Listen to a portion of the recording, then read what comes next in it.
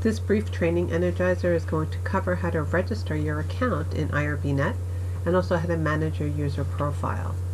It'll show you how to create and activate your account in IRBNET. If you have affiliations with prior institutions in IRBNET, how to manage those affiliations, how to add and submit your necessary training and credential records, so your city training, which must be uploaded for each investigator with each submitted package, and how to maintain those records on an ongoing basis. The handouts, the PDF that go with this webinar are available in the same location that you're accessing this webinar at your IRB homepage. So to register and begin your new process as a new user, you would go to www.irbnet.org. The hyperlink is right here. And when you get there, click on New User Registration. So if you've not registered before in IRBNet, you would register here. If you've forgotten your password after you put in your username, you would register here. Click on Forgot Your Password. So once you click on Register New User, always use your proper name with standard capitalization, as this is the information that will be pulled into all of your formal documents that are then linked and archived within our system at Molloy, and also exported for any regulatory agencies or outside agencies or internal audits that we have, or grant mechanisms. So there's a separate piece for grant submission. This is purely for submitting protocols and proposals to the Institutional Review Board at Molloy College. However, these will be linked and pulled, so you want to use your proper name with standard capitalization. So that goes here. Your password, your username could be your first, last, all lowercase. That's what I did.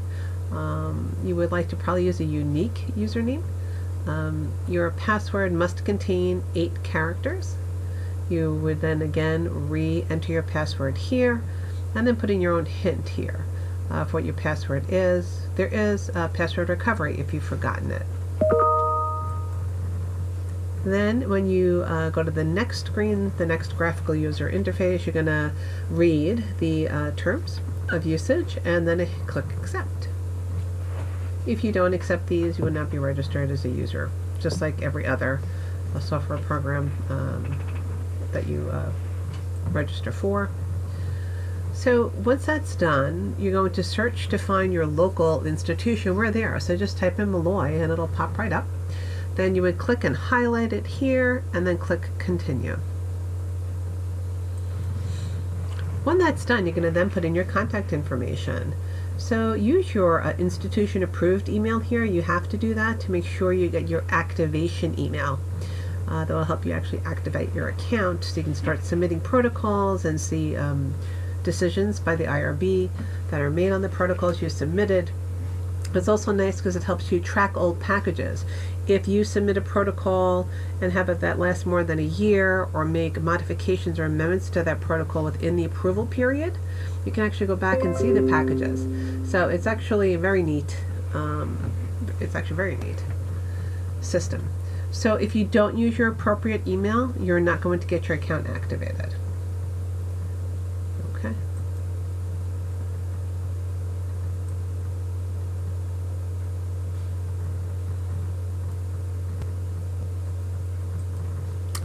Then you're going to finalize your registration. So you want to verify that the information you've entered is correct. Take a look at it, right? It's here. It gives you your username, your first and last, your phone number. You can edit it, the yellow. These you can get right into edit either section. Make sure you use your email address for the institution, and then click Register and Continue. And an automated activation email will be sent to your email address, and you have to go into the email in order to actually activate your account in IRBNET. So once that happens, click Continue to finalize your registration. That email will be sent. If you don't see that email sent to you, look in your spam box to make sure that IRBNET emails didn't go in there. They usually do not, because it's used by most research institutions for their submission of their IRB packages. And that's pretty much it. You can contact us if you had any other questions, IRB@molloy.edu. But that's how your registration should be complete. Hold on. Okay. We did that. All right. So the next piece we're going to go, so hold on. That your registration is complete. Done. Okay. After that, you're going to go into your inbox, okay? So your molloy.edu account, and you're going to click on the link within that that says your IRBNet activation is required. You're going to open the IRBNet activation required message and click on the hyperlink here. And once that's done, you are now you're a member of the National Research Network, and you also now can submit protocols. Okay, so that would complete. Once you go to the activation at IRB.net email, that completes your registration. So if that's all you want to cover, completing a registration, stop the video now and complete your registration. And you do have the handout in a PDF of how to do that. If you had a user profile from another account, you might trigger additional activation emails. So you would use the add an additional affiliation link to your research affiliation, and it's helpful. I have multiple accounts at I have different institutional accounts because I'm a member of IRB at different institutions. So researcher or board member, you can add an additional affiliation. So under affiliations, you can edit. You can edit or deactivate if you have an old username that you want to change, and you can click send me an activation email. So that if you click send me an activation email, there's a link to trigger an additional activation to your registered email address. It'll come through to your registered email address. Okay, so if you're already have another affiliation and you know how to get into IRBNet, then go to your user profile, go to add an additional affiliation, and then send me an activation link after you put the information in, and there you are, and you can then trigger an additional activation email. Okay, so you can have an account with the same username at multiple institutions. To add your training and credentials, when you have to upload your city training for each profile, it's called your TNC training and credential documents. You can add them to your user profile, and then they're also going to be attached to each package that you submit. You can access this page at any time when you update your account information, change your password, and anytime you log into IRBNet. If you add or update an affiliation, you'll be sent an activation email to that contact address, and you have to click on that activation email to confirm the changes. This way, to make sure that it is you that's adding the account. Once you're there, when you get into user profile, manager profile, you click down here, click here to upload training and credential documents, right down here. Okay. And to enter your record information, you want to make sure that you appropriate information and select your correct training and credential documents. Ours are going to be our City Human Subjects Protection and our Humans and our Responsible Conduct of Research. If we ask for your CV, it'll come here as well. If you're a board member, your CV is uploaded here. So you can type in what you want. It's kind of uploading a document to an email. What document type it is, describe it, pull off the calendar effective date, so the date that it went into effect and the date that it's expired. Anything with a red asterisk is mandatory. I strongly suggest you put in your effective date and your expiration date. The IRB is not tracking that for you. That's your responsibility as a researcher. As the PI, you're responsible for everyone on your team. So put in your effective date and expiration dates individually for your different training credentials.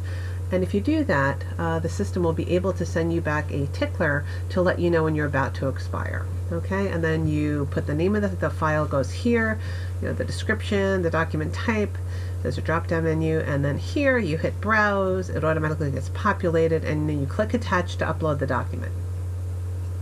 Similar to uploading a document to an email. Okay. So after you do that, to actually be able to submit them to the IRB, we only have the one IRB committee here. We don't have a few human subjects IRBs. We just have the one at Molloy. You click on submit, and that document will come to the IRB right here. So after you upload it, you'll see it populate here, all the information you put in, and then you click submit, and it will come to the IRB. To upload additional training and credential documents, you can update the documents. You can use the edit or the pencil icon. The bell icon shows you if you have messages and alerts from us. You also get an email, and the highlighted expiration date indicates that your document will expire in 60 days. It's nice. So when you go into your profile, you see when you're going to expire. It's so easy to see. So this is an investigator's biomedical research basic course, okay, and RCR, and it says when it's going to, actually this is the HSP, the biomedical 2A, and tells them when it's going to expire. Pretty good, right? And the CV is there as well. It's really nice tracking.